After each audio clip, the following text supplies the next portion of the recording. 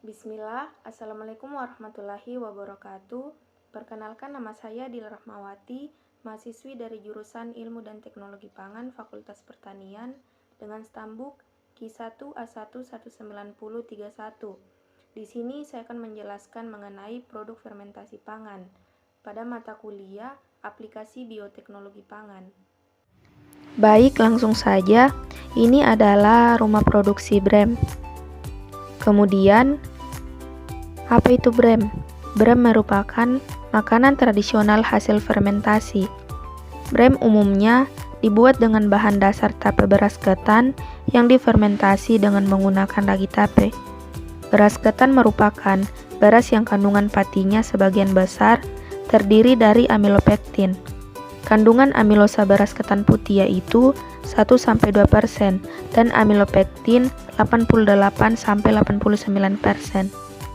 Selanjutnya, proses produksi dari produk brem sendiri yaitu yang pertama, dengan pencucian dan perendaman beras ketan, kedua, pengukusan, ketiga, peragian dan fermentasi, keempat, pengepresan, kelima, pemekatan, dan keenam, pengadukan, dan yang terakhir, pencetakan.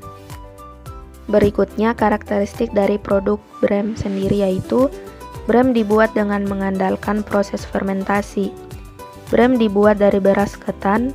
Proses fermentasi akan dibantu dengan sebuah ragi yang dibuat dengan bantuan kapang atau mikroorganisme pengurai. Proses fermentasi brem akan dimulai dengan penghancuran pati yang ditemukan dalam ketan hitam dan ketan putih menjadi gula yang lebih sederhana. Gula yang dibentuk menjadi lebih sederhana kemudian akan dibentuk menjadi alkohol yang kemudian berubah menjadi zat asam. Proses ini memanfaatkan Acetobacter dan Pediococcus. Kemudian, setelah proses ini selesai, maka asam yang sudah terbentuk akan dirubah menjadi cita rasa yang muncul pada brem.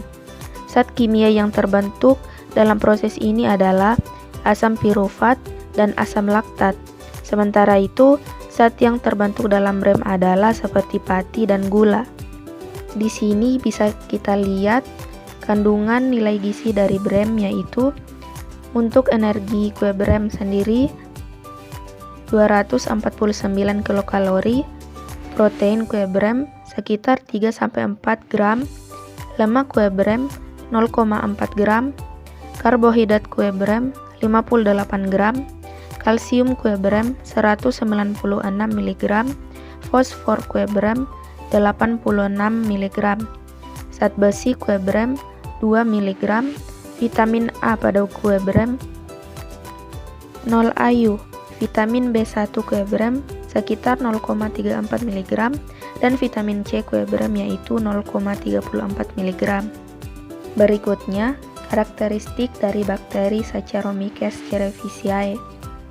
Khamir Saccharomyces cerevisiae merupakan organisme penghasil amilase yang cukup berpotensi. Selain bakteri dan kapang, enzim amilase diproduksi di luar sel oleh beberapa jenis yeast. Saccharomycopsis vulguber, Saccharomycopsis diaticus, Saccharomyces cerevisiae, Saccharomyces occidentalis, dan Candida serta Pichia. Saccharomyces vulguber merupakan khamir amilolitik penghasil amilase, glukoamilase, dan glukosidase yang mampu merombak zat pati. Tetapi karena Saccharomyces vulguber masih tergolong dalam khamir pembawa penyakit. Selanjutnya, kemampuan hidup. pH 4,5 sampai 5,5. Suhu Saccharomyces cerevisiae yang mempunyai suhu optimum pada 30 sampai 35 derajat Celcius. Kemudian udaranya itu anaerob.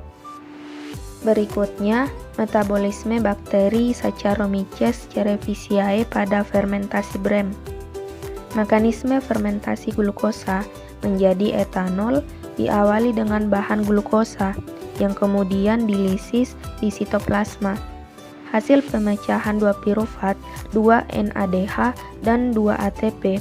Proses berpindah ke mitokondria jika di tempat itu banyak oksigen. Namun karena Saccharomyces cerevisiae ini tidak perlu oksigen dalam respirasinya, maka asam pirufat akan diubah menjadi asetaldehid yang kemudian dijadikan etanol. Asam pirufat diubah menjadi asetaldehid sehingga dilepaskan molekul CO2.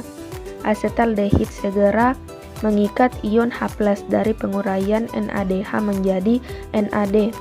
Maka sebagai aseptor ion H+ dalam proses fermentasi etanol ini adalah asetaldehid. Pengikatan ion H+ oleh asetaldehid akan membentuk senyawa etanol. Jadi produk fermentasi ini adalah 2 etanol, 2 CO2, dan 2 ATP. Dan yang terakhir, sumber energinya. Untuk mendapatkan energi, Saccharomyces cerevisiae melakukan fermentasi terhadap gula. Mungkin itu saja presentase dari saya. Sekian, Assalamualaikum warahmatullahi wabarakatuh.